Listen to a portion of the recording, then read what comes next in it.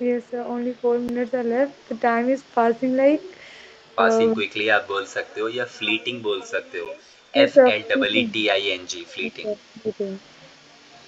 Fleeting like a moment. Like fleeting like moment. तो ऐसा होता है मेरी क्लासेस में काफ़ी बार, पता नहीं चलता है स्टूडेंट्स को कि 1 घंटा कब हो गया। बट या Sir, अच्छी can you बात है अगर आप कुछ extend सीख रहे हो तो। please extend the session? Sorry, थोड़ी वॉइस आपकी ब्रेक हो Can रही you है। please extend? Can you please extend the session for not 1 hour, 1.5 hour? Won't be possible for me to do the same, but we'll try someday, not daily but we'll try someday। जब मनीष भी होंगे तो बिल्कुल थोड़ा बहुत extend करेंगे, plus some more admissions are going to take place, like some more people are going to take admission in this session very soon। तो उसके बाद टाइम एक्सटेंड कर दिया जाएगा, थोड़ा बहुत कुछ सेशंस में तो कर दिया जाएगा। But I hope you are enjoying the session। Yes, sir. Just keep one thing in mind, काफ़ी बार हम लोग आर्टिकल्स वहाँ पे लगा देते हैं जहाँ पे आर्टिकल्स हमें नहीं लगाने होते।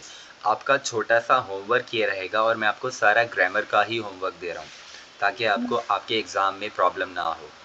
Hmm.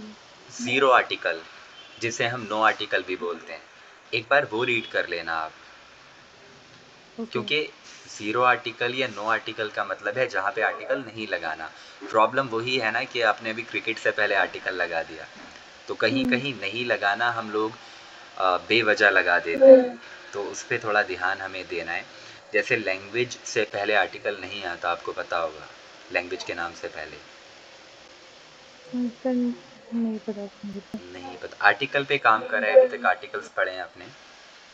सर बस यही पढ़ा है कि मतलब जब whenever noun comes you have to like I have वो to तो attach the डेफिनेशन ही है article. उसकी कि आर्टिकल कब आता है, नाउन से पहले आर्टिकल आता है।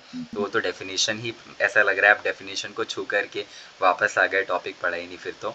बट बहुत कुछ होता है आर्टिकल्स में। कोई बात नहीं, आर्टिकल का टॉपिक मैं आपको बहुत जल्दी कोशिश करूँगा पढ़ाने की, क्योंकि बहुत ही अच्छा टॉपिक है वो। वहाँ पे ज़ीरो आर्टिकल भी है, कब नहीं लगाना। और कभी कभार ऐसा होता है कि सेम प्लेस पे जहाँ पे ज़ीरो आर्टिकल है, जैसे मैंने बोला लैंग्वेज से पहले आर्टिकल नहीं आता। You never say I am speaking the English, I am speaking the English. कोई ऐसे बोलता है क्या? कोई नहीं बोलता है। I am speaking English, I am learning English, ऐसे बोलते हैं हम लोग। लेकिन यहाँ पे कुछ ऐसे एक्सेप्शंस होते हैं जो Yes, आपको sir. थोड़ा सा ध्यान में रखने पड़ेंगे, और grammar is filled with so many exceptions.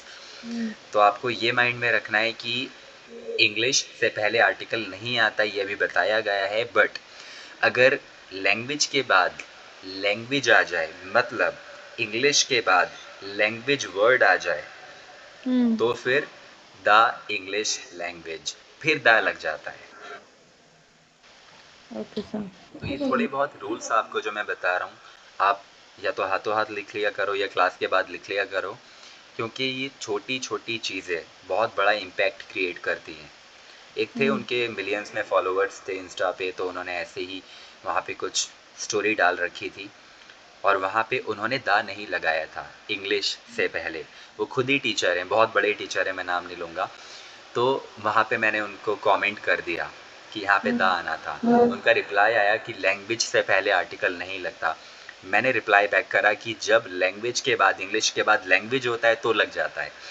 तो Hmm. उसके बाद उनका कोई रिप्लाई नहीं।